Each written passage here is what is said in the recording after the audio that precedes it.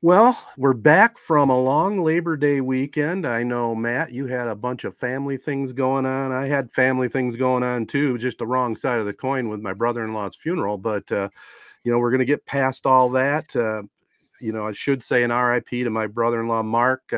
We put him to rest, and he was a cool dude. He really was. He was a special needs guy. But, if you hung around Mark very often, he was a pleasure to be around. I mean, he always had a positive attitude, and he loved his sports. That's key. Yeah. Super Tigers fan, right? From what I hear. Super Tigers fan. In fact, buried in a Tiger uniform, a Tiger jersey. So awesome. Cool. Yeah. Well, he'll be definitely missed. Rest in peace. That's never something easy to go through. But I was listening to your guys' call Friday of the Corona game, right? And I think it was at halftime. You told a pretty cool story about you and your wife getting basically to say goodbye to him. So yeah, sounded like a nice little moment you had with him. Well, it really did, and it does make you wonder too, because we were all the way out in Washington D.C. for baptism. We decided to come home a day early. Showed up at where he was living. Of course, he was already kind of on his deathbed, but we stopped by, said a few things to him, and a couple hours later, he was gone. He waited for us to get home from D.C. Yeah. So. Yeah, he's the man. Like you said, just a positive vibe whenever you're around him. He really was just a good dude. Absolutely. But on a more happier note, I guess, Matt, you had the family together and did some vacationing or holiday partying in West Virginia, did you? Yeah, we here's a shirt. Anyone looking on YouTube, Babcock State Park in West Virginia. My family had been there before. It's a little bit of a halfway point for the family in Michigan and then us from North Carolina to meet up. But a really, really cool state park there in West Virginia, near the New River Gorge, if anyone is familiar with that area in the Appalachian Mountains. But we got a few cabins and, did a bunch of hiking and checked out, some of the sites and everything like that around there. And a completely different, some people like the beach. I know, Jared, you're not a big beach vacation type of guy. Some people like going to the city or, something like that. Ted, you talk about going to Washington, D.C., Pittsburgh, those kind of things. This would be the complete opposite of those two. You are up in the mountains. You are away. The area actually, the city, if you want to call it city, running water wasn't working at the time. So they were like connected to a reservoir. So, at least our toilets and stuff worked, but they recommended not drinking the water from the sinks. Wow. So you had to boil the water. But luckily, we brought bottles of water and jugs of water to drink and stuff like that. So it was a great, like, if you want to get away to the mountains, that is where you would want to go. This sounds like I'm glad that you made it back safe. Sounds awesome for one, but two, I grew up watching the Wrong Turn movies, which are basically set up where these mutants or inbreds, I guess what they would be, in the West Virginia mountains, like hassling and murdering these families. Everything you laid out, this family trip up to the mountains, run out of water, everything almost sounds like the start of a horror movie, but from driving through like Kentucky, and I've never been to West Virginia, but the pictures I've seen of, Appalachian State and the Beautiful. College and the colors and the mountains, it does look magical. It must have been. Oh, it is. Yeah. And if you're not a mountain, get out in the middle of nowhere type of person, then yeah, you would not want to do it, because it would be the start of a scary movie. I mean, we were out at the campfire one night, and, except for the little light coming from our cabin, it was pitch black. And all of a sudden you can hear like owls off in the distance. And then the other way, you hear other animals making noises. We thought it was deer, making some noises to each other. And then all of a sudden off in the distance, a huge loud crack, a tree fell. And we're just like, what is going on right now? Sometimes randomly there's spiders the size of my head walking around and stuff. And you just never know. You're like, it's pitch black. You're like, right over there, who knows? There could be a bear right over there. There could be a human staring at you from 1 foot within those woods, and you wouldn't be able to see them. They can see you sitting around the fire, but you can't see them. Exactly. And that actually, I made the comment to my wife. When we left, we drove a little bit, and then we were going to stop for gas and stuff like that. And we definitely pulled off into an area where it was like, this is a different way of life. You know, nothing bad, no judgment, nothing like that. You know, these people, they're happy with their way of life. That is fine. But it was like, this is a completely different way of life here. You can just tell, you know, just people hanging out by the gas station and just everything going on. It was like, we, in a little bit of a way, we're a little bit out of our element right here. Oh, yeah. So, you know, but no, it was very cool. Everyone obviously super nice. Everyone at the state park and stuff like that. So no, it was a good time with the family. What entertainment thing were you talking about there, Jared? What was that? Wrong Turn. Wrong Turn. Is that a series? No, it's a series of movies. There's, I think, there's 3 or 4 of them. Okay. You ever like The Hills Have Eyes? You ever heard of that? Right. It's basically a Hills Have Eyes set in, I think it is West Virginia. Probably. It's where it's set. Okay, so this is the generation thing. So I'm not aware of that, but the first thing that popped in my mind was Deliverance. You know, that movie. Have you ever seen that? Yeah. Exactly. Maybe squeal like a piggy, boy. Right. That's demented, man. But that's a good movie. I'll be honest. It is a good movie. I mean, that's when, like, Burt Reynolds is somebody I never really got the hubbub. He's the man in that movie. He's awesome. Yeah. All right. I wish I had something fun like you guys, or like you, Matt.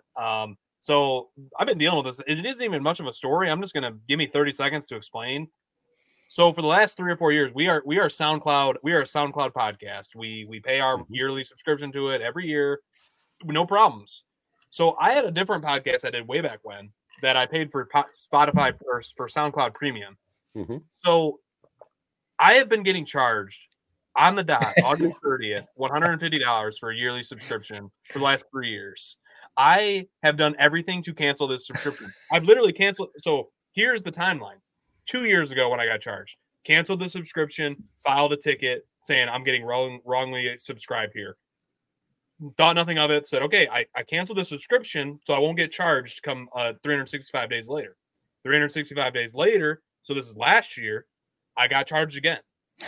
I said, okay, I did the same thing. I went through the whole process, reached out to them online, tweeted at them. They are basically AI only. There is no human to communicate with.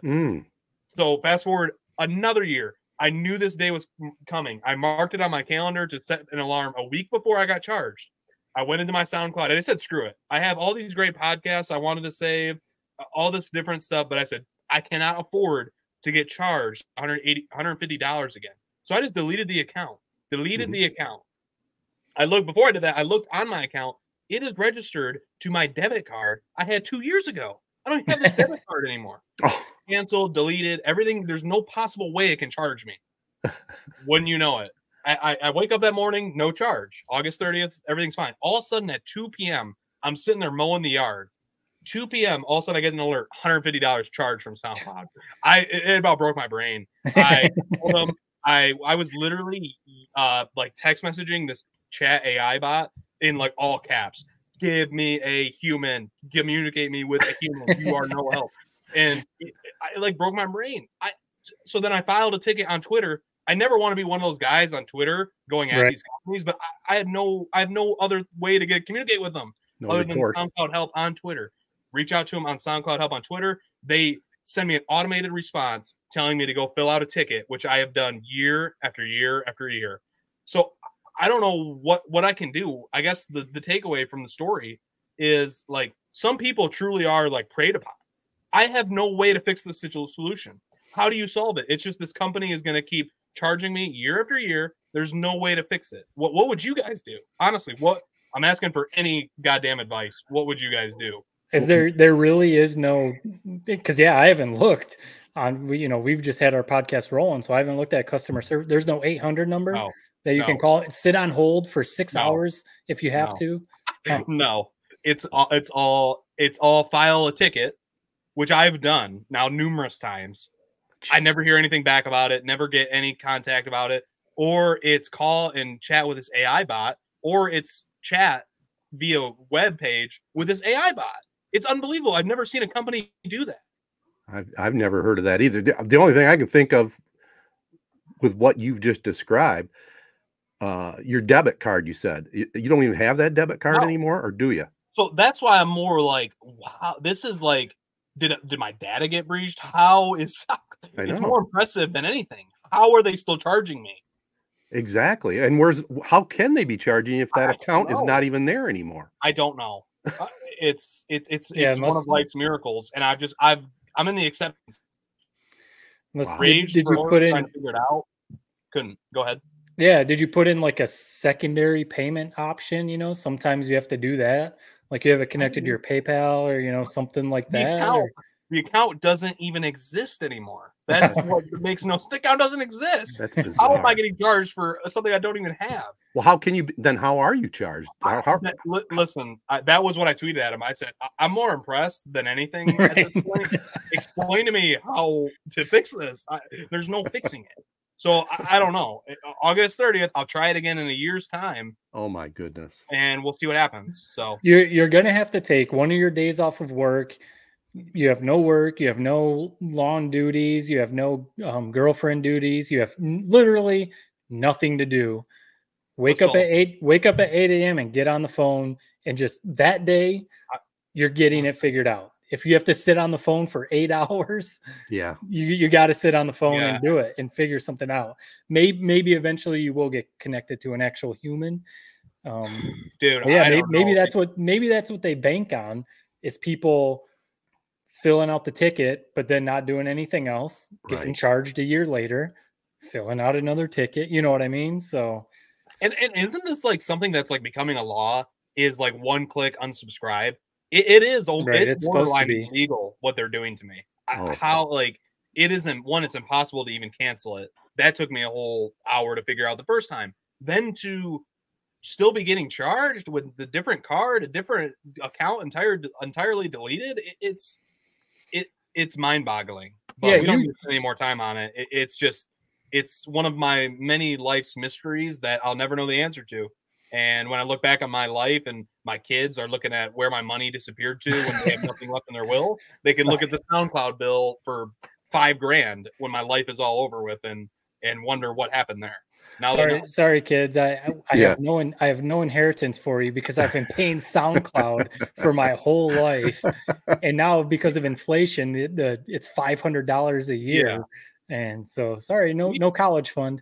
We love SoundCloud on the show, but they do a great thing for our show here. But in my personal life, I'm going to war with them. So wow. Well, you go at it, young man. I'm intrigued now. I'm going to do a little digging on your behalf. And by the way, we have a lot of listeners to this podcast. So if anybody has any ideas, hit us up on social media. See if you can help Jared out. This if you know an actual human contact for SoundCloud. Seriously, that's somebody has an uncle. Somebody has to. An uncle, a cousin, that's an intern. Somebody. I need a human. What this tells me too is, before we started recording, Ted, you were informing us that all of our great partners, that we have basically all re-upped. So first of all, thank you to all of our awesome partners for re-upping for another year. You were basically telling us, me and Jared, that locks us into the podcast for another year. But this even more solidifies. We're locked into this podcast forever. Because we can't get out of SoundCloud. That's a great point. It will become an us issue at some point down the road. Right.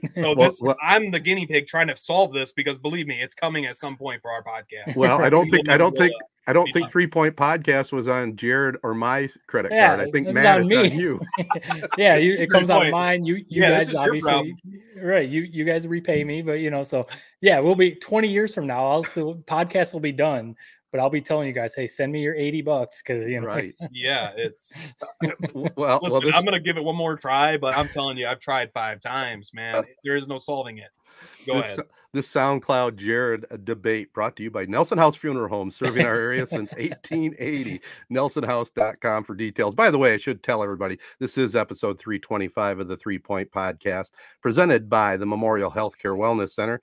For those unexpected moments when injuries strike, mostly geared for the high school athletes, check out the Orthopedic Walk-In Clinic Monday through Fridays, 8 to noon, no appointment needed. Also, our starting lineup of partners include ALS of Michigan, AZee Branding Solutions, Jacobs Insurance Agency, Detroit Jerky, Kori Shook and Associates Real Estate Services, Nelson House Funeral Homes I mentioned, Rivals Taphouse and Grille, Success Group Mortgage and Servicing, and Shiawassee County Fair. Again, before we go to break, kudos to our partners for re-upping for another year. You know, they've seen what our podcast can do. We do a lot of stuff, you know, other than the podcast, but getting their name out there. Matt, you're big on the social media shares, which really goes a long way. And again, we can't say enough for our partners, which really make it possible for Jared to pay his SoundCloud bill. Right. Yeah. Ted's going to have to up the fees so Jared can pay for his SoundCloud bill. Yeah. I got no words for it, man. I got no words. All right. Well, save your words for some prep spotlight talk and some football talk, because we're in the meat and potatoes of our season. We'll be right back right after this. All right, guys, let's jump right into it. High school football season has begun. It's the Prep Spotlight presented by the Jacobs Insurance Agency, local, independent, and trusted. We'll start with probably the premier high school program in our area, at least, New Lothrop, 30. Muskegon Catholic Central 29. What a game that was. It was a 4:00 game, I believe, over at Grand Blanc's new stadium over there. Kevin Unangst had 4 touchdowns and the game-winning 2-point run with just about a minute to go. I don't know if you saw any of the clips or the highlights, but Clint Galvis, he's a young coach, but he was gallivanting all over the field with that win. I don't blame him. That's exciting W. That's a big win, right? I mean, Jared, you probably know a little bit after working on the west side for a little bit about Muskegon Catholic Central. It's a proud program over there. So that's a big win for New Lothrop. Absolutely. They rebuild, man, like it's nothing, no one's business. I don't know how, I don't know why. Just it comes down to Coach Galvis. Yeah. And I mean, you say he's kind of like the guy who's perpetually young. He's like Pete Carroll. I mean, how old is he now? Probably almost 40. Is he 40? Gotta be pushing 40. He has the energy. Hey, that's not old, all right? No, it's not. He's got the energy of a 15-year-old, man. It's impressive. Yeah. Also impressive, Durand Railroaders look like they're back again. 41-7 over Langsburg. Drew Allward, Carter Purdy, and Caden Holbrook all rushed for over 100 yards for the Railroaders in that one. Keep in mind, that's the big game. Sorry, Ted. That's the big game this Friday, right? Durand and New Lothrop. Yes, that's a good matchup there for who's going to win the MMAC without a doubt. Another big game, Corunna opened up with a win, 21-14 over Fowlerville. Caden Cowdery replaced Wyatt Bauer at quarterback, had a solid game, 140 yards on the ground, a 22-yard TD to clinch the W. Cavaliers got a few things to clean up, but they have some talent on that team, especially in the trenches. I know AJ Brieger, he was out that game. He might be out the next game too. Oh yeah. And I didn't hear the extent of Bryce Eddington's injury, other than he's okay. He's what? He is okay. Oh, good, Yeah. good. Because he went out with a rib injury, I believe. I mean, obviously. Go ahead, Jared. The rumors on these games, man. You're up in the booth. You walk to go to the bathroom, and you apparently heard that he broke his ribs. Where do these rumors even come from? Oh. First of all, I didn't say broke his ribs. I said hurt his ribs, but Matt said he heard. There's rumors, man. They go swirling. It's funny. Matt's my source. Yeah, I mean that came from friends who were at the game and texted that to me. So then I relayed it over to Ted. Of course, you didn't have to say it on air, but I just wanted to provide you a little bit, maybe. But no, I mean your guys' call, of course, on the Castle. We shared it on our podcast page and all of our social medias. Obviously, you guys did an awesome job calling that game. Oh, thank you. But yeah, we knew. I mean, that Corunna has a lot coming back, especially after talking to Coach Herrick last week in the Prep Pigskin preview. They obviously lost some of the best players in Corunna history. Right. They also brought back a lot of talent, but there was going to be some growing pains. I mean, when you lose the talent that Corunna did, kind of like maybe you can say like Michigan football, we're going to talk about them in a little bit. It's not there's going to be some bumps, especially for a game or two. So I feel like that Fowlerville game was a good test. Fowlerville is a good team, a strong program. They're always, solid. Fowlerville is always like a solid team. Yep. So that's a good game. Get out there. Hopefully all the injuries get cleaned up and everything like that, and everyone's okay. But no, I think it's like the world is not collapsing type of thing. Corunna's still going to be good. But yes, they have some stuff to figure out and to work on. big, going from week 1 to week 2, we'll see what happens too. By the way, was it a rib injury, Jared, or not? I don't know. I didn't even, honestly, right. when I teed that up, I didn't even know that was, I don't even know where the source came from. That could even get cut for all I care from the show. No, it's fine. But I was going to say, did you want me to run down in the field like I did in the playoffs? Yeah, that's what I thought. That was what I thought happened. So that's why I was getting a kick out of it. Is the you going down to the bleachers to figure things out. See, now that would be next level. You've been doing some third mic stuff in your semi-retirement. Right. That would be next level for your guys' calls. Have someone on the field reporting. Like a lot of the TV, they got two guys up in the booth, and then they have a sideline reporter. Put Bart down on the sidelines, chasing around all the stories on the sidelines. Matt, we tried that. That was the 1 year I did it. We tried it. I was down there. The system to do it was I would basically have to call the studio. Then the studio would have to patch me into Ted in the press box with Bart. It was cool in theory, but I remember doing it for the very first game. I think I maybe got on air like 3 times for a total of 30 seconds. And I was like, hey, I like doing this, but I'm not going to come do this every Friday night. And like, basically, I might as well not even be here. It's cool. Right. It was very cool in theory. And it did for some of the things you're talking about, how it could be an addition to the show. But the technology just wasn't there to make it seamless. Right. Yeah, we just have to get the real equipment with a good wireless mic so you can be on the field and use that. But hey, so be it. By the way, a few other scores to pass on too. Chesapeake looks like they're going to be powerful again this year. They downed Bath, made up for the regular season loss a year ago, 52-12. Max Volk had 2 touchdown passes and a TD run. Ovid Elsie, a team that we're going to have on the castle this coming Friday night against Mount Morris, they pulverized Flint Powers 49-7. Jared's favorite, Trace Tokar, 154 yards rushing, a couple of touchdowns. Clay Frucci, 154 yards and 3 touchdowns. So, they seem like they're going to be legit, right? Is that I think fair? so. Yeah, I think so. I mean, they made it to semis last year. And they brought back most of the team, right? Right, yeah. Yeah, they definitely seem like a Ford Field-esque team. And, I mean, I don't know anything about Flint Powers. Either they've taken 15 steps back or that's just a big-time dub. Yeah. 49-7, am I crazy? That's a big win for Ovid Elsie. So we'll see what they can do this Friday night. Also, speaking of a big win, Owasso, they picked up a 34-0 win over Eaton Rapids. Hoyt Patrick, 171 yards, 2 touchdowns, and a 2-point run. 2 2-point runs, by the way, and 16 tackles on defense. His brother, Liam, the quarterback, 140 yards and 3 touchdowns. I touched upon it in our prep pigskin preview, and so did Teddy from the Argus. Owasso is going to be improved this year. They're going to make a little bit of noise. I don't know. Obviously, they're not going to Ford Field, but they have a legitimate chance to possibly sniff the playoffs, I think. Well, the big thing for any team, but a team like Owasso trying to rebuild and get things going, you got to win those games that you're supposed to win, against maybe the teams that are where Owasso was a few years ago, like really bad. You got to win those ones, because then when you go up against teams like Corona or some of the other tougher teams, maybe you can try and pull an upset or 2 in those games, but it's like you got to win the games like they did this last Thursday. Yep. Big road win for the games Trojans. You're supposed to win those. Yep. Also, I was going to bring up. No, go ahead, Ted. Oh, I was just had one more score. Morris over Breckenridge in 8-man football, 50-28. Wyatt Valentine had 3 interceptions in that one. What do you got for us, Matt? Yeah, I was just going to be the insider for Perry football. I talked about Perry a little bit last year. I've got a couple of nephews playing for the Ramblers over there. One's a sophomore. I was going to ask you guys about this. So Eli, my nephew, he's a sophomore. He played JV. He had a couple touchdowns in their win on the JV team, but then he was also still allowed to play varsity. Did you guys know that was a thing?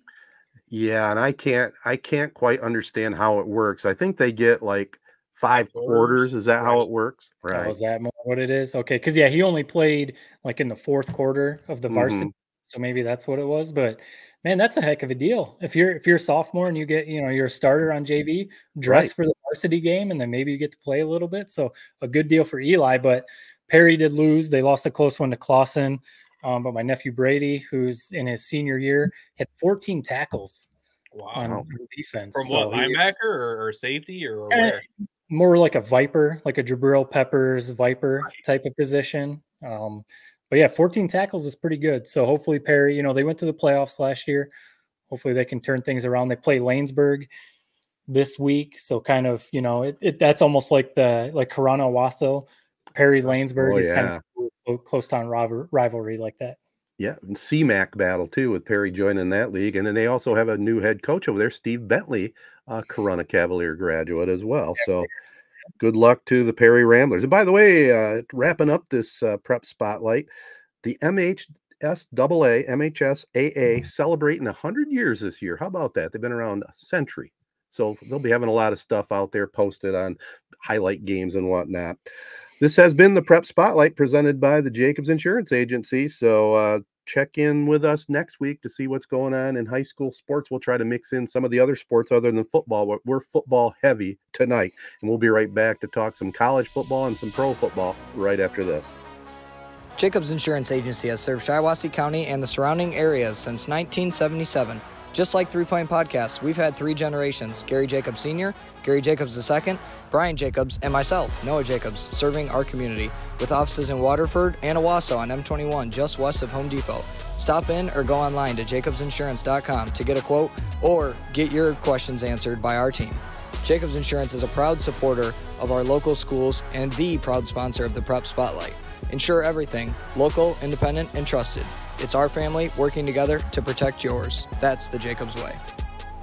All right, guys. So obviously we talked about it in a little bit of a catch up that I was in the middle of the mountains, but we did have TV signal at our cabin. So we did have the Michigan game on. We had the Michigan State game on too, because a couple of the family members are Spartan fans. So, we have you can keep it off. Don't lie. I'm the same way. You got to watch it. It was on in the background, but I was definitely watching because I wanted to see what happened. I wanted to see if they happened to get upset in that game. But no, I did kind of closely watch the Wolverines because I wanted to see how they did. And, people, obviously Michigan fans are going to freak out because they didn't just absolutely obliterate Fresno State. Fresno State, pretty good team. Legit. Legit team. Brought back a ton of starters from a solid team last year. So no, they're not going to go to the college football playoff probably, but it's a solid test. And similar to what we were just saying about the Corona Cavaliers, Michigan clearly has a lot to figure out. The defense is fine. I feel like we don't have to talk anything about the defense. They'll be fine. I want to know what you guys think about the whole quarterback situation. It's clear that there's a reason that Alex Orji did not win the starting job. Freak athlete, all that kind of stuff, in the weight room as a running quarterback. Cool. That's awesome. When he had that little rollout, I don't know if you guys remember, kind of like a naked boot rollout, and he threw the ball basically into the dirt. In the dirt. Jared, you could throw a better pass 10 times out of 10 than what he threw. That kind of made me like, all right, that's probably why he didn't win the starting job over Davis Warren, who looks like a pretty good quarterback. So what I think is what Warren is going to be for Michigan is kind of what Cade McNamara was a few years ago. Is he J.J. McCarthy? Of course not. But if he can play quarterback good enough, not turn the ball over, hit a few passes, you still have to be a passing threat. This could be a pretty good Michigan team because the defense is that good. Colson Loveland at the tight end position looks like he's going to be an NFL player. Obviously, the running backs are good. But the quarterback position, I'm not a fan of the 2 QB system. I'm not get off my lawn yelling at the clouds from 1960. If you don't have 1 QB, or if you have 2 QBs, you don't have 1, that kind of stuff. I just think bringing in Orji when they do throws off the rhythm, and it's just really awkward. So I'm cool with Davis Warren being number 1 QB. Bring Orji in for the couple little plays here and there. But what do you guys think? Do you want to just see 1 QB the whole time? Do you still want to see Orji in there sometimes, or what do you think? Yeah, it's so I had a feeling that, and I think you might like, here's where I'm at with Michigan real quick, and I'll answer your question about quarterback. I guess I don't think you can't judge too much about one game. You can't. Right. You just can't. Michigan State, neither fan bases were necessarily happy with how those games went. What I'd love to do on this pod is just say, let's wait a week and let's see what happens after the Texas. We'll know everything we need to know. And let's wait Michigan State, Maryland. We'll know everything we need to know. Judging from that one game, I think it's Bomani Jones, who used to always say, like, if you have 2 quarterbacks, you don't have any quarterbacks. Right. I'm with you. If Orji seemingly had every chance to win this job and he didn't, listen, I'll be honest, this maybe exposes how much of a fan I am. I didn't know there was a quarterback battle until like a week ago. I thought it was Orgy's job. Everything like we saw the guys playing in critical snaps in the Rose Bowl in the championship game. He has pedigree. He's this athlete. I didn't even know we were going into the offseason with a quarterback dispute. I just thought it was this guy's job. To me, it's and I'm judging all this off of one game. And I thought Davis Warren played solid, but it's Davis Warren. We're the University of Michigan. This is a national championship defense. I just would have liked to have seen them maybe go in the portal. I would have said this months ago if I knew that this was a debate, but I thought it was Orgy's job, and I thought Orgy was going to be a great player for us. The fact that there was definitely some concerns heading into to fall ball and spring game and all that stuff. Matt, what do you think? Are you happy with Warren as quarterback? Would you have not liked them seeing go get Cam Ward, go get Riley Leonard? You're the University of Michigan, for God's sakes. We should have the best, one of the 10 best quarterbacks in college football year after year. This isn't the Jim Harbaugh era where you had to live with what you had. Wilton Spite, Jake Rudock. Right. Even Rudock was a transfer. What are we doing? Why not improve on this? I think Davis Warren is serviceable. Right. I don't think he's a star. And if you don't have a star at the University of Michigan at quarterback, go get one. Am I crazy? Or I almost wonder if, remember they kind of swung and missed on Dante Moore. Yeah. Right. He would have been the starter obviously this year after JJ McCarthy. And then next year they got that kid from Charlotte, Jaden Davis, who's a true freshman right now, obviously probably not ready to play. So it's almost like them missing on Dante Moore kind of left them in this situation. Right. Maybe they thought they didn't need to go to the portal because they thought Orgy would kind of take that next step or something. But I think Davis Warren will be good enough. Like remember what Cade McNamara was a few years ago? Right. Not a world beater, but made the throws when he needed to and didn't turn the ball over. Maybe that's what Warren can be. Yeah, if he can play like that, I'd be okay with it. But I get Jared's point. Bring in somebody for a year until the kid from Carolina is ready. That they may have missed the boat on that, but anyway, because that defense is the real deal, right? They are the real deal. And that's like the bummer. To me, the headline of the game was the quarterback situation. To me, I saw bigger problems. I thought one, this is kind of simpleton mind, and maybe it's true, maybe it wasn't. This is my vibe on the couch watching the game. There's no edge to this team. The edge we had with Jim Harbaugh, and again, I'm just saying it because Harbaugh's not on the sideline, so I assume we lost some edge. We're having a hard time running the ball against Fresno State. I understand whole new offensive line. Obviously, Blake Corum gone, but my God, with a quarterback like Davis Warren, it's like they were planning on we're just going to pound the rock like we did the last 3 years, and they still maybe can do that. But I saw some issues with playmakers on the outside. I mean, we have Colson Loveland. At the end of the day, he's a tight end. You can't throw to a tight end for 200 yards a game. In my opinion, you need some players on the perimeter that can make plays. Samaj Morgan, basically a dud in game one. Tyler Morris, we can't expect these guys to be superstars. Again, I would have liked to have seen maybe let's go get a couple wide receivers that can make plays, or more realistic, Donovan Edwards. Yeah. What is going on? I don't know. What is going on? How do we? I mean, we're getting clowned. Michigan fans are getting clowned on Twitter because this guy's a cover athlete, and he only had 20-some yards.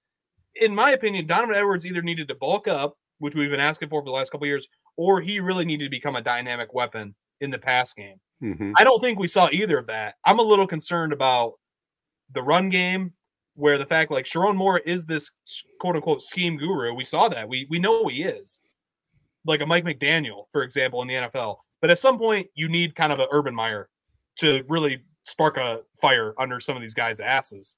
And like what Jim Harbaugh would do. You're telling me if you're offensive lineman and you're not giving 110% every snap in that film room, do you really want to hear Jim Harbaugh reaming you afterward? Right. And I'm sure they don't want Sharon Moore to do that either. But I just think there's a guy like Jim Harbaugh where it's just sad not seeing him on the sidelines anymore, because you knew Monday through Friday he's going to get the most out of that team in practice. I think Sharon Moore's a good coach. We haven't seen that. It hasn't been proven.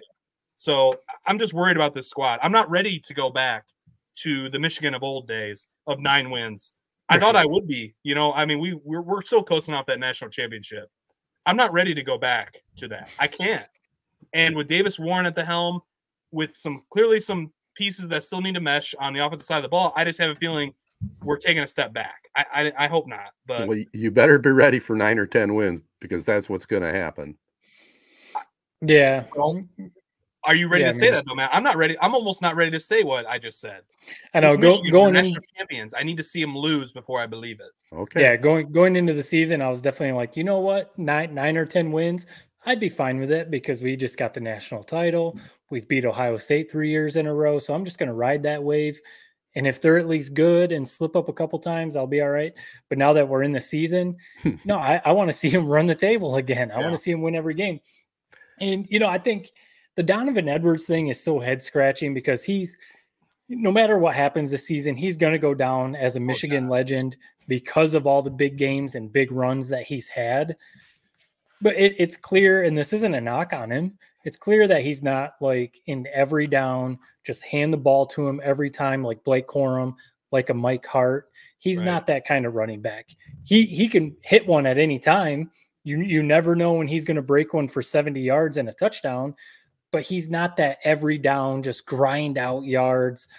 Khalil Mullings seems like he should be the bulk of the carry running back, but you still have to play Donovan Edwards, get him the ball in the passing game, little quick passes, screen passes, that kind of stuff, because he can hit a big run at any time.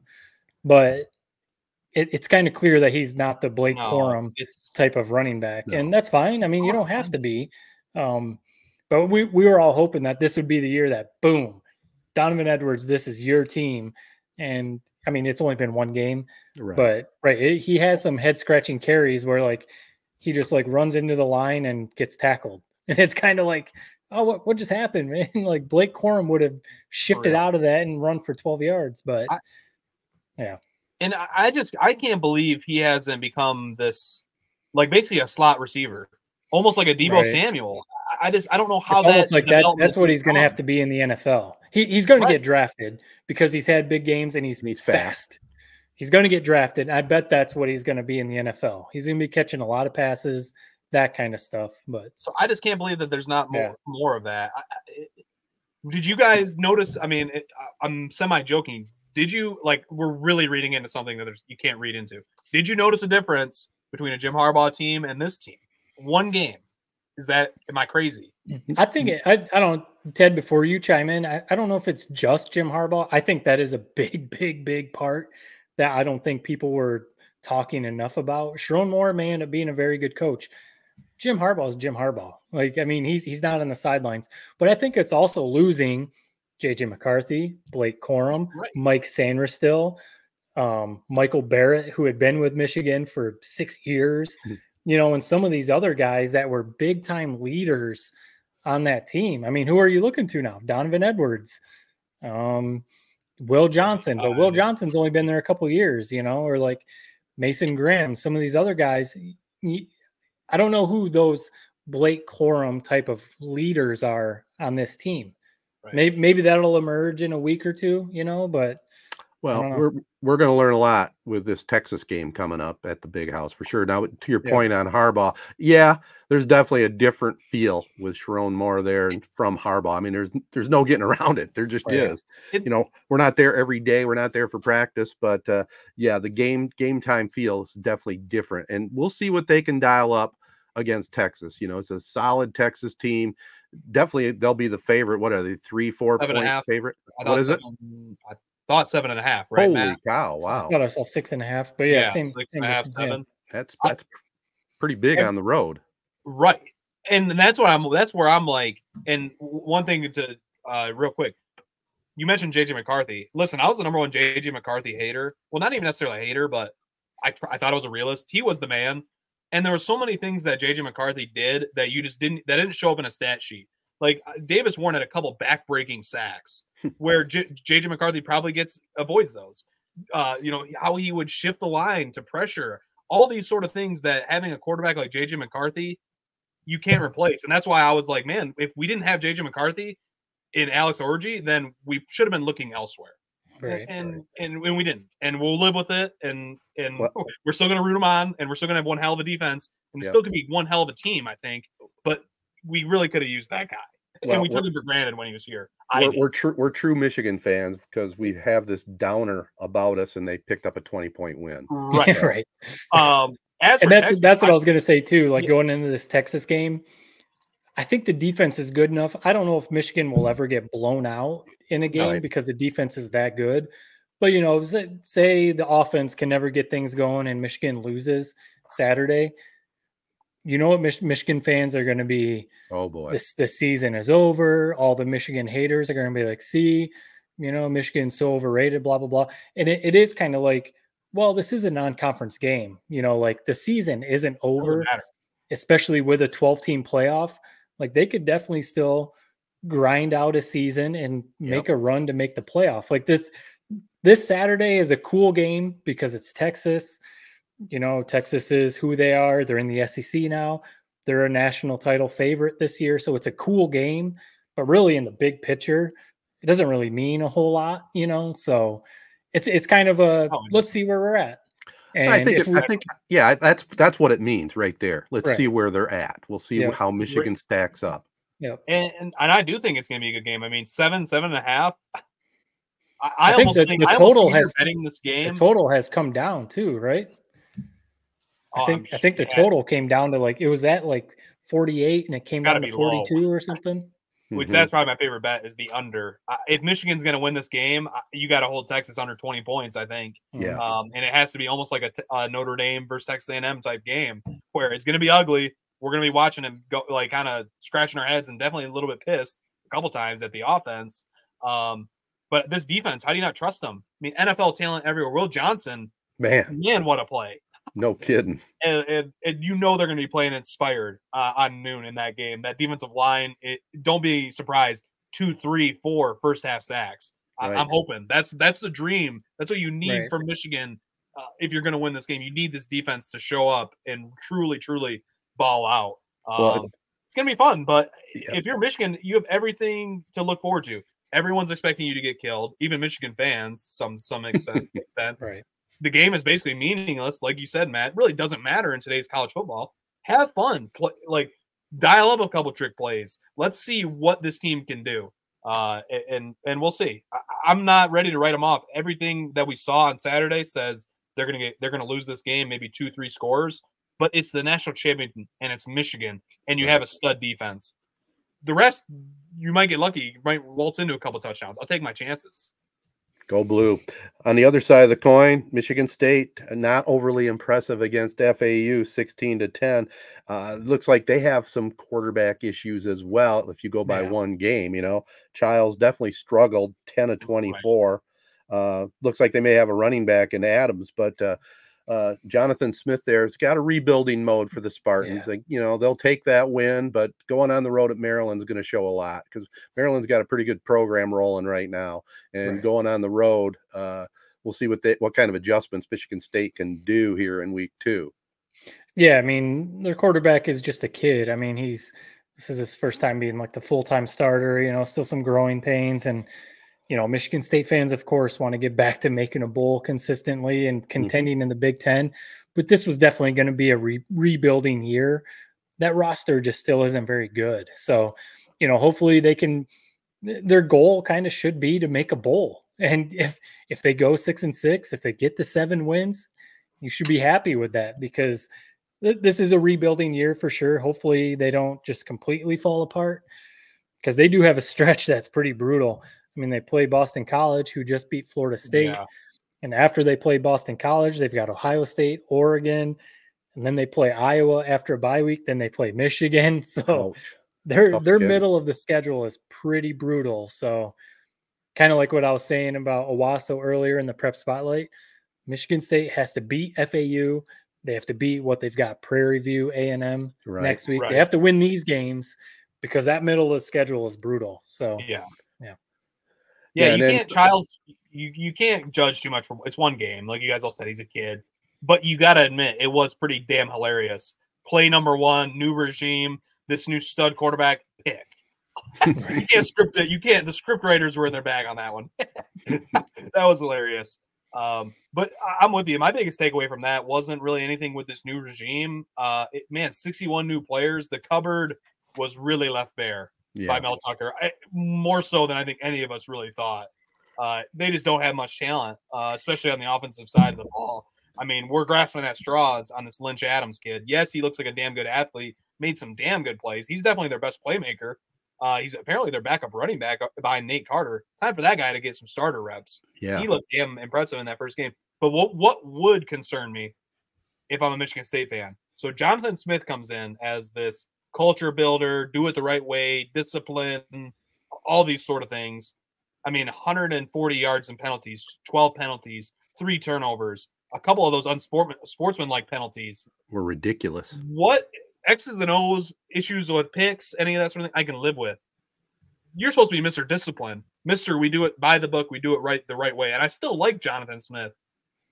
But that was not a good, we're that type of program, game number 1.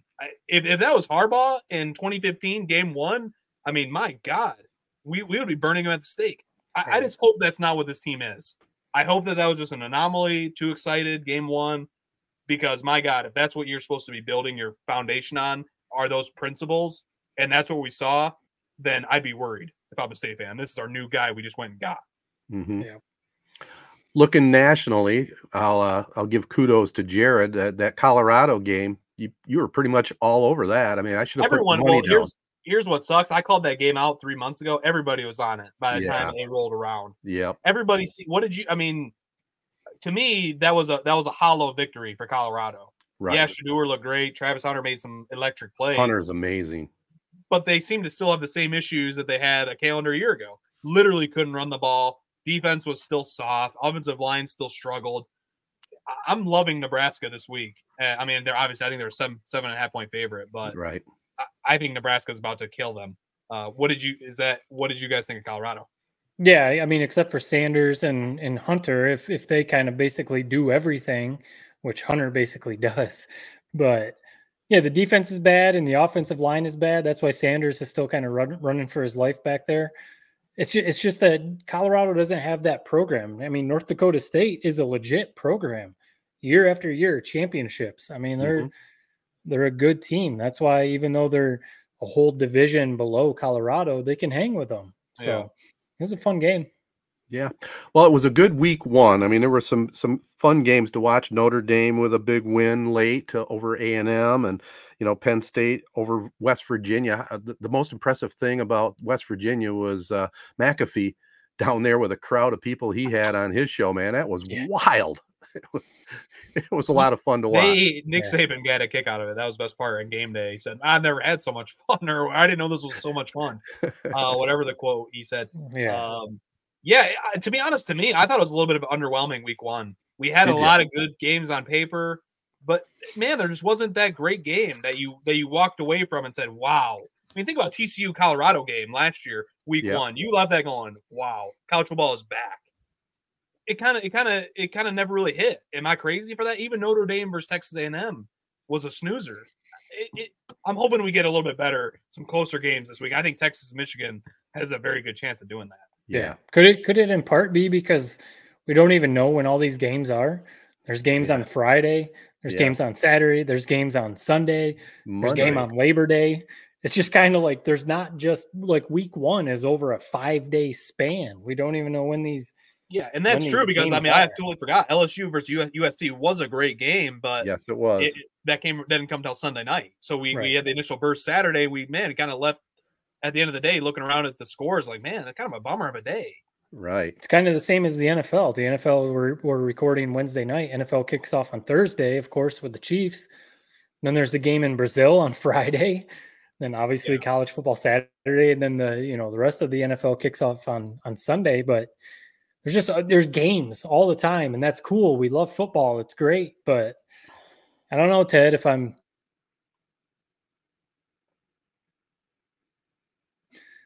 coming over to your side of the fence, but I'm on Friday, college on Saturday, NFL on Sunday. I like that setup.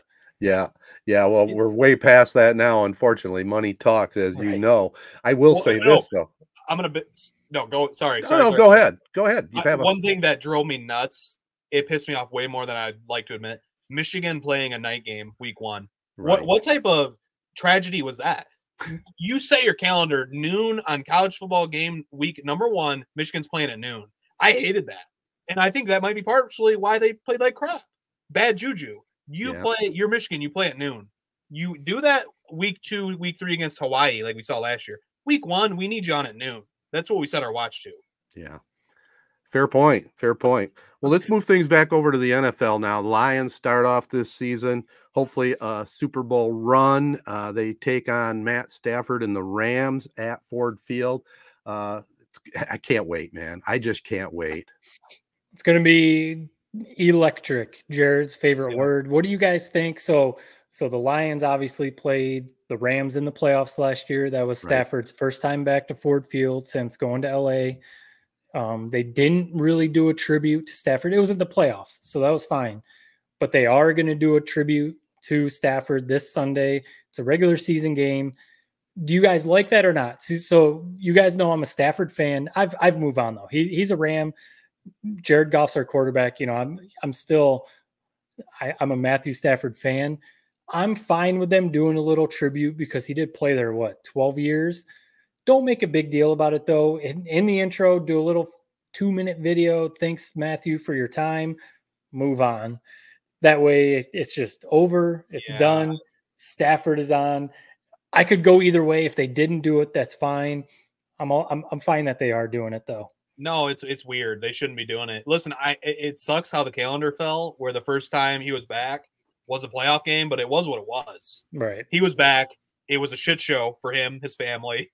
His family's not even coming to the game now on Sunday, and people have their comments about his family. I don't know who's right, who's wrong, who treated him like shit, who didn't. I don't know. They're not even coming to the game because apparently they were roasted and harassed that bad last year. It's just gonna be weird. It's gonna be weird.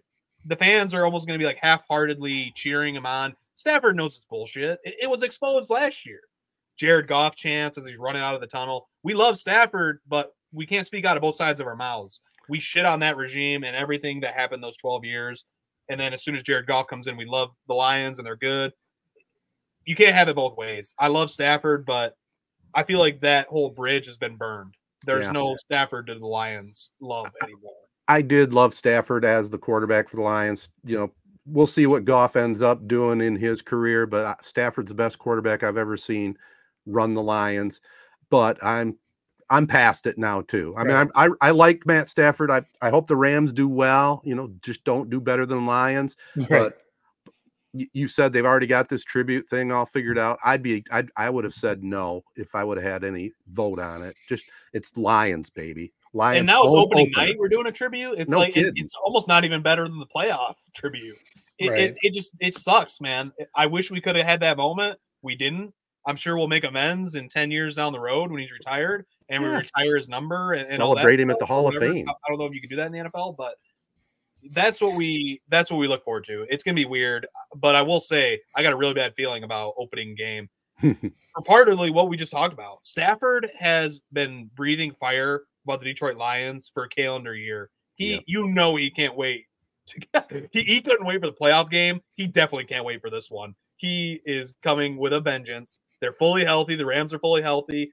Puka Nacua, Cooper Kupp, going to be really testing our rookie secondary right out of the gates. I mean, baptism by fire, some would say. It's going to be an awesome game. I just have in my gut, I think the Rams pull it out late. What do you guys think? I kind of think the other way. I mean, even Blake Corum is probably going to be their starting running back, so that'll be interesting to see. But I saw Jared Goff's over-under on touchdowns that game is at 1.5, and a buddy at work was asking me if he should put money on the over, and I was like, honestly, I think that over is an easy bet because I'm with you. Jared Goff is going to come out and try and prove something against Matthew Stafford because of everything you just said. It's home. Ford Field is going to be, the roof is going to be blowing it's going to be exploding. It's going to be insane. Sunday night football. And yeah, they're going to be out to prove that last year wasn't a fluke. So I think 1.5 for Jared Goff touchdown passes, that's an easy over. Seems like it. I would think. Unless they're just going to hand the ball to David Montgomery and Gibbs over and over and over. But I think this is going to be the game of the weekend. Like, I think it's going to be 35-35. One of those games that's back and forth the whole way. Offenses look great. I really think, and we know the splits. We know the splits with Jared Goff, indoors and outdoors. He's indoors, so give him those indoors numbers. And I can't wait to see the uniforms, man. We finally get to see brand new uniforms running out, packed house, Ford Field. Everything about it is Sunday night. You know what I realized as I was prepping for this pod? I always don myself as a Michigan fan before anything. And I think I even said that last year. But that San Francisco 49ers versus Lions game really showed my true colors in the middle of that game. I wanted nothing more than that win. And I lived it with Michigan versus Bama, Michigan versus Washington. I am a Lions fan, number one. And this is the true football is back game for me, is this Sunday night game. I can't wait for it. It's going to be awesome. But I'm just a Lions fan. I'm all in on the Lions right now. We'll deal with Michigan on Saturday. Could be a heartbreaker versus Texas. But come Sunday, it's a whole new day, and we're ready for Lions football. I never said that ever before a Lions season opener, ever. Well, you've never seen anything like last year, the last 2 years, actually. I mean, it's been an incredible run, and let's hope they keep it going. I mean, we're all sitting back cautiously optimistic because they had it right there. They had the Super Bowl in front of them and didn't get it done. And it's not that easy to make it to the Super Bowl, as we know. So even on paper, Sports Illustrated says, yeah, they're the favorites. Most NFL experts think the Lions will be right there knocking on the door for the Super Bowl, maybe make the Super Bowl, maybe win the Super Bowl. But there's a lot of work that's got to be done first, and you got to stay healthy. We can't say that enough. You got to stay healthy. I think that's the biggest thing. Yeah. I think that this roster is good enough to get back to the NFC Championship, but you got to stay healthy. I mean, that's the biggest thing. Penei Sewell had a little bit of a scare during training camp, rolled his ankle or whatever. Jahmyr Gibbs already kind of strained his hamstring or whatever, but they said he's fine. So those are the little things that you see that you're like, oh man, I know. Can't lose one of those guys. Can't lose one. Can't go, even though Hendon Hooker looked okay in the preseason. Can't lose Goff. We can't lose Goff. I mean, this just can't happen. Right. No, knock on wood. Seriously. That's the one thing I couldn't live with, man. Yeah. If we play it all over again and we lose in the playoffs, fully healthy, like what happened last year, we can live with that. But just, man, it'd be God, I don't even want to say it out loud. Right. Not even gonna say it. But if our season got snatched, like we've seen it happen in years past to us or to other teams, that's just a bummer, man. Just hope that doesn't happen to anybody, let alone the Lions. Amen. Well, it was like in those years past with Stafford. His second year in the league when he got knocked out for the season, and he had Calvin game. Right. He had one more season where he was lost, a few games in or whatever. Those are the years where he was all we had. It was him and Kelvin Johnson. So once Stafford went down, it was like this season's done. Over. Yeah. And I mean, you had nothing. Sundays, you could just go do whatever you wanted to because you didn't have to watch the Lions. You knew they weren't going to win. I think Amon-Ra is due for a big game. I mean, he's always due for a big game. You could say you're watch to it. Second time using that phrase, but he lives for these Sunday night games, and I just after watching the receiver show, everything about him. I mean, Ted, we need to get you an updated Amon-Ra jersey with the new colors, right? Because I really think he's going to be if the Lions get it done, Amon-Ra is obviously going to be a big part of it. 100%. Well, looking forward to it, fellas. Hey, before we move into a little Tedertainment tonight, we got to say something about our Tigers. I mean, my goodness. They have been playing some really good baseball despite coming off the loss there Monday night. But, they truly are in the wild card hunt here with about 28 games, 27 games to go. I mean, they still have some teams they have to pass, but 4.5 out of the wild card. That's who'd have thunk. 4.5 back, and they have a little series with the Padres right now, and they still play the Royals. So, they still have some tough games. But they still have other games versus like the White Sox, the worst team ever in Major League history. So it's there. I mean, if they really want to do it, they could make a run at the wild card. The biggest thing to me is they're showing that this young core has something. Yes. So now go spend money. This offseason, go spend money and get some legitimate veteran players to put with these young players. So we actually have a good team to watch next year.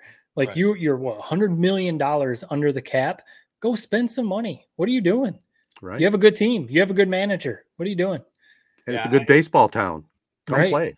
Come play for us. And I'll just say, piggyback on what you guys said. I mean, AJ Hinch, I don't think they give a Manager of the Month award. But think about after the deadline when we lost Flaherty, Olsen got hurt, Matt Mize got hurt, and I don't know. At least I was like, what the hell are they going to do to figure out this starting pitch, to figure out pitching?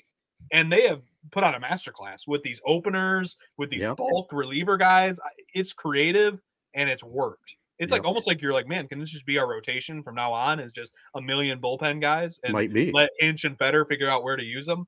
He's done a great job. I do have to correct myself on something. So I crapped on the Comerica Park experience earlier this year. I went to a game on Saturday. It's when Skubal pitched eight innings, only gave up 1 run, best outing of his career. They honored the 84 guys, which was an awesome little ceremony for them. They have totally revamped how they do these games. I don't know if it's because the MLB like slapped their wrist or something. I don't know what's happened. They listen to 3 Point Podcast. Sure. Yeah. Yeah. That's what happened. They don't turn out the lights anymore after walk-offs or home runs. The music in between pitches has been cut down significantly, even to the point where they won a big game on a Saturday night. They didn't even turn off the lights after the game. They must just be done with that, which I love. I went to the game. I sat in the upper deck, and I will tell you what, first base line, upper deck, it was a great viewing experience. It was better seats than when we were in left field, and you couldn't even see what was going on. Couldn't see the scoreboard. You could actually see the field. You saw what is happening. I got to spread out in the chairs, so I got empty seat to my right, empty seat to my left, feet up on the chair ahead of me. I'm just soaking in the game. The experience was a great experience. Concourse, no line. Just walk right out. I don't have to cut past 10 people to get out of my seat. It was a 9.5 out of 10. I take back everything I said about going to a ball game. It was everything you read about. It was a perfect experience. 9.5 out of 10. Well, I will say where you sit makes a big difference. And when you can sit and have a viewpoint right directly at the scoreboard, whether you're down in the lower deck or upper deck, that makes a big difference. Plus, it was a 6:10 start, so you didn't have the hot blaring sun on you, and it was behind you anyway.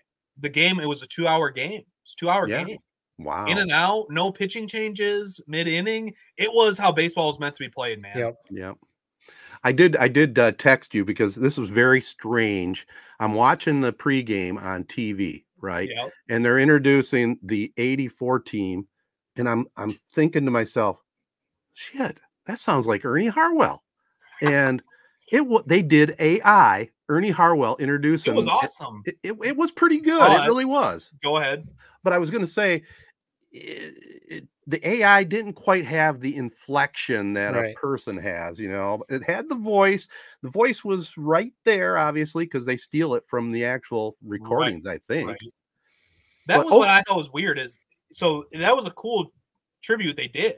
Yeah. I don't think anybody in the stadium knew it was Ernie Harwell. Sounds like you didn't know what was going. It was Ernie Harwell watching on TV. That could have been maybe explained a little better. It could have. Because I had a few people ask me that I was with, like, who was that announcing? Because I had known beforehand they were going to do that.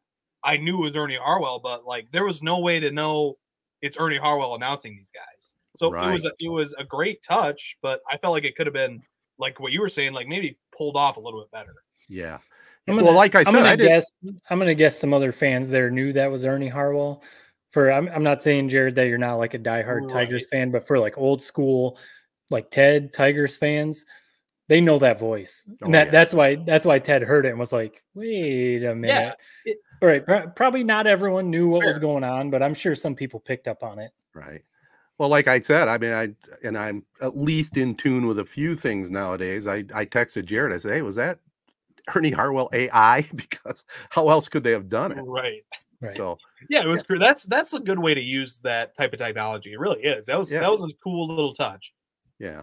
Well, the Tigers got it done. Go Tigers down the stretch. I don't know. I wouldn't put money on it, but man, if they can somehow make the playoffs, the future bodes well for that team for sure. Little jumping spot.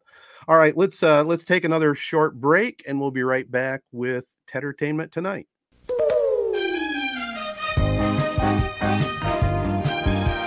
All right, guys, let me start this off. First of all, a couple things.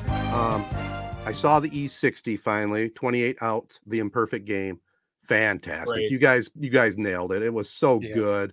And it was really well done. Might be the best one I've ever seen.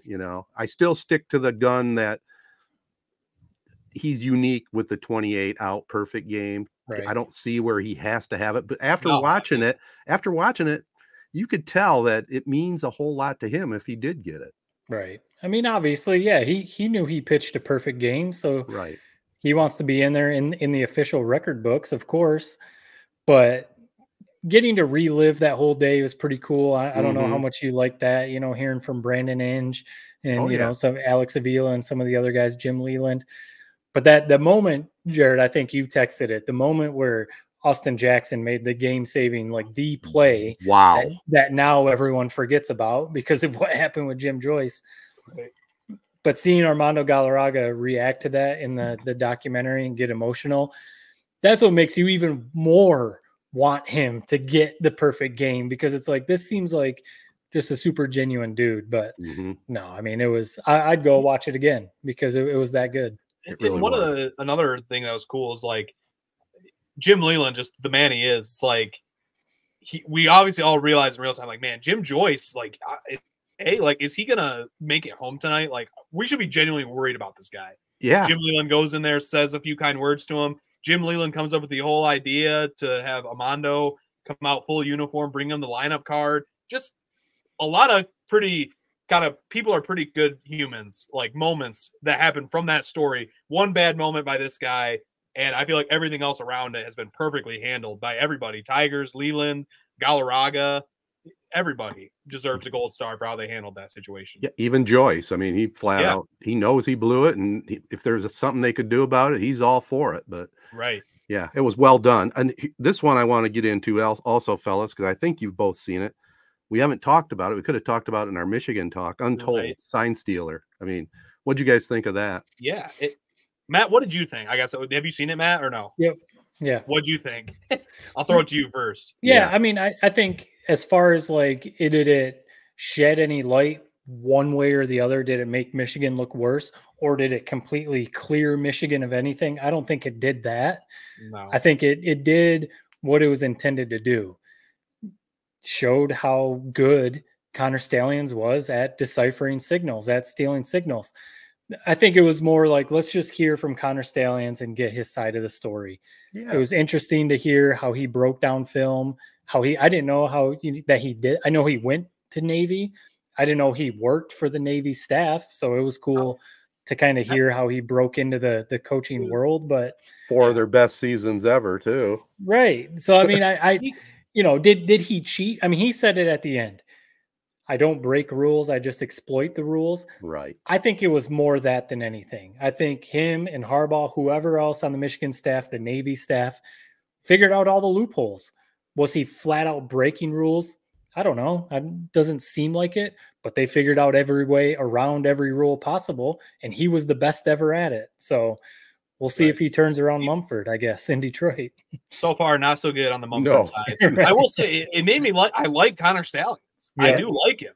There's something quirky that I do like, and seems like a pretty good dude. Just seems like a guy who love, clearly to a point of obsession, loves Michigan football. Yeah. Maybe went, definitely was in the gray area of this rule and everything, and got caught. Whether it was Ryan Day, whoever it was, he paid the price for it. And you're kind of sad. You're seeing the images of him crying as the confetti is falling. It's like, how do you not feel bad for this guy almost? Although he did, he brought it on himself in some ways. Right. Michigan probably, somewhat new, but I think we talked about a million times. Seems like everybody probably does something like this. Michigan just happened to be the best and got caught and got told on by somebody, arguably Ohio State, if you believe that conspiracy theory at the end of the pod. But to me, it was, I came away from it thinking I like Connor Stalions. It's a shame that this happened, and he's kind of basically blackballed from college football probably forever. But I thought they did a great job with the doc. It made me like him, which I'm not sure if that was the goal or not. But regardless, it made me appreciate Stalions. And I saw Dave Portnoy or somebody say like, "That's a Michigan man," and I hate to say it, I agree. He's a Michigan man through and through. I love Stalions, and he's going down to Michigan lore forever. Well, when he walks around in the bar in Ann Arbor, I think people are like raising a glass to him. There's no ill will toward him. It's kind of awesome. So No, I thought the whole story was just really, really interesting, and I'm a Connor Stallions guy too, man. After hearing the whole backstory, how he grew up wanting to be a Michigan coach and finally got his opportunity to be on the sidelines working for Harbaugh, how great was that? And how great was it the fact that he would rent out or he'd do an Airbnb and sleep in his car so he could fly across country to go to games. That part was cool. I'm sure that's legit. My only concern long term on what's going to happen with this is, and it's always about follow the money, follow the money. All these tickets that he bought for people for games, where do you get that money from? That's the big question mark I have. I don't remember them explaining it. There wasn't really ever an explanation for that. And I do think that's part of where the question still comes, was Michigan paying him to do this?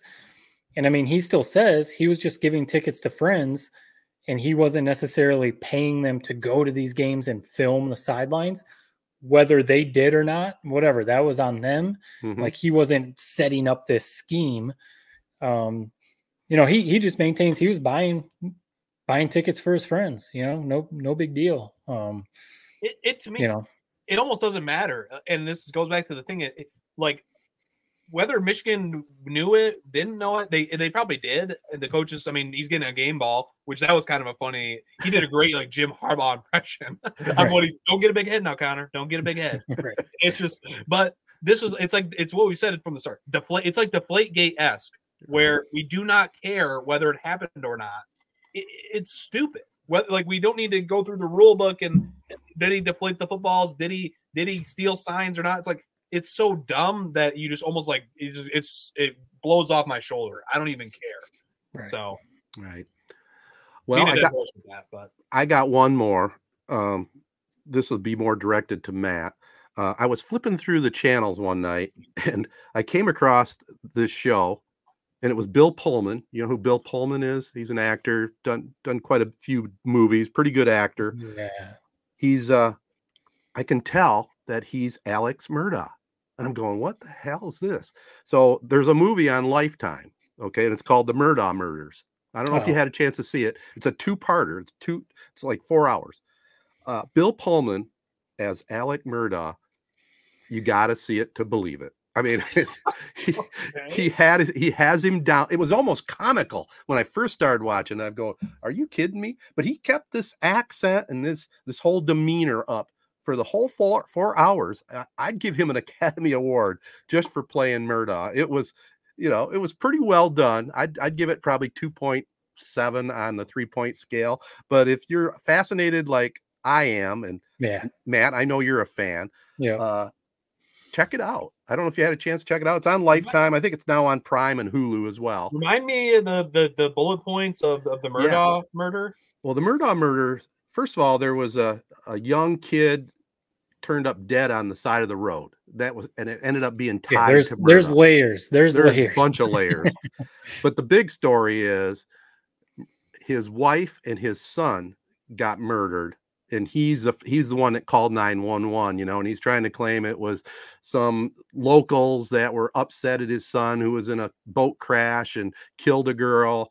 He was trying to immediately put the blame off. But the whole story is Murdaugh's just a shyster. He's just he ripped off people for millions of dollars, kills his wife, kills his son, and still thought he could get away with it. And that's the main bullet points, isn't it, Matt? Gotcha. Yeah. They're one of those families that goes generations of basically running their town. Their grandpa's grandpa was like the DA for years, and they basically ran this town. Their family could get away with whatever they wanted. Exactly. Now it's ringing a bell. This was a year ago, or maybe 2 years ago. It's not the trial. The trial was like a year ago in South Carolina. Gotcha. So yeah, it was a big deal. I've definitely seen the promos for that Lifetime movie. We haven't watched it yet because we watched every other documentary about those trials. But no, I know exactly what you're saying, because that dude has the accent and the demeanor. Yes. That if that actor can pull that off, that's like, man, give him an award. I definitely want to hear your opinion if you watch any of it with Bill Pullman, man. First, you'll start laughing, but then if you stick with it, he's pretty good. Yeah. Pretty good. I just looked up Murdaugh. This guy looks like a character, man. He The is. one picture I'm looking at, it's like he's like slack jawed. I know he's not, but like they just picked the worst possible photo for him. So I mean, and he changes his look so much because like he was Shaved kind of his head. heavy and then he loses weight. Some of the pictures he has a shaved head. yeah, Right. right here. Second question: did Alex Murdaugh use Ozempic? Second search. What I searched it. Yeah, quite the weight difference. Yeah. It is a pretty crazy story because, like I said, there's just so many layers to it. But Lifetime movies are sometimes funny because it's like dramatized, you know. Yes. Yes. But like a story like this doesn't need to be dramatized. So No. I wouldn't give the movie an Academy Award, but Bill Pullman his he performance, pulled it sorry. off. Yeah, absolutely. That's all I have. Do you guys got anything recently? No, that you watched? took the. There's one thing I gotta say. So Yeah. you guys mentioned it on your radio broadcast. So Uh-oh. my review of the college football video game, Oh. I stand by what I said. The game was rushed. 29 gigabytes downloaded in 2 seconds. What else do I really need to say? Do I play the game? Yes. It's a college football game. They could have made a CD out of human poop, put it in a college football video game case, and I would have played it. Like, people are losing the point on this whole review. Yes, I play the game. Yes, I've logged a lot of hours on the game. But regardless, the game has its problems, and I still stand behind that. For example, the Road to Glory, which is where you basically create a character and you start in high school and you go to college and you're one player position, like you're a quarterback or a running back. So, for example, the games always used to have this element where you could play in high school. You play your 9 games in high school. You go play your playoffs. You're playing for Corona Cavaliers in the college football video game. They got rid of that, and instead they made it a page when you fire up the Road to Glory. Do you want to be an underdog? Do you want to be a superstar? They made that entire high school thing into a selection screen. That's one example. So I stand by it. Do I play the hell out of the game? Yes. But does the game deserve a shitty review? Yes. If that makes any sense at all to you guys. I don't know. Because it's the kind of game that you're going to play. You know, if you like the college football game as much as most people did, you're going to play this one. But right, losing some of those cool features, that would be disappointing because that was fun. It was fun to start in high school and see her all the way into Michigan winning a national title. Right. That was cool. So, fair enough. Now you have nothing to say after. Well, I didn't have anything to say in the first place. It was my partner that was dogging on you, not me. Fair enough. Well, that's the updated review. All right. Updated review. Yeah, I was just going to bring up the Untold, the Sign Stealer documentary, I guess, but we already talked about that. So now it's just football season, right? Oh, yeah. Now, let's do it. Let's tee it up. Now, since there are games basically every day, we got to try and find time to watch other shows at this point. Yep. It's going to be a long haul for sure. It's going to be tough to find entertainment stuff, but I'll fit some in. Don't worry. All the way until what, February 11th or something, I think is the Super Bowl. We have football for the next 5 months. Wait, man. It's the best. Love it. Yep. All right, guys, let's call it a podcast. I want to thank the good folks at Memorial Healthcare's Wellness Center. The orthopedic walk-in clinic is now open Monday through Fridays, 8 o'clock to noon. No appointment needed. Also want to thank our other partners, ALS of Michigan, AZee Branding Solutions, Detroit Jerky, Jacobs Insurance Agency, Kori Shook and Associates Real Estate Services, Nelson House Funeral Homes, Rivals Taphouse and Grille, Success Group Mortgage and Servicing, and the Shiawassee County Fair.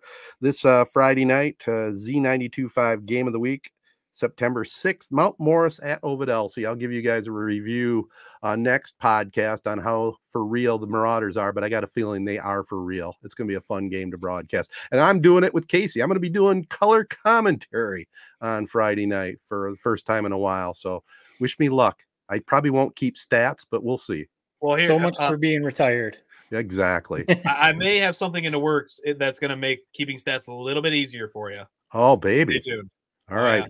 I can't wait to hear that. All right. Peace and love, everybody. Be kind. Thanks for listening.